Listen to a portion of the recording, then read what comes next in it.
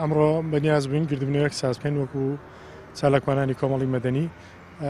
گردبنەوەکە لێرە لە بەردەم پارکشانەدەر بە مەبەستی بایکۆتکردنی کاڵای تورکی دواتر دوای گردبنەوەکە ئەو بڕۆشەرانەی کە ئامادەمان کردبوون بۆ مەسلەی هۆشیاری بایکۆتی کاڵای تورکی لەناو بازار بڵاو بکەینەوە بەڵام هێزێکی ئەمنی زۆر کە پێک هاتبوون لە ئاسایش و پۆلیس ڕێگریان لە گردبنەوەکەمان کرد ڕێگریان لە چالاکیەکەمان کرد پێیان ڕاگەاندین کە ئەوان فەرمانی نوێیان پێ لە سەری خۆیانەوە کە نابێ ئێمە چالاکی ئەنجام بدەین لە بەردەم پارکشانەدەر ئەو مەسلەیە زیاتر بۆ چوارچێوە سیاسەکە بگەڕێنینەوە ئەو علاقاتەی کە پارتی وەکو حزب یا حکوومەتی هەرێمی کوردستان لەگەڵ تورکیا هەیەی پێشتریش ئەومانزانی بوو ئێمە لە ڕاگەاندنەکان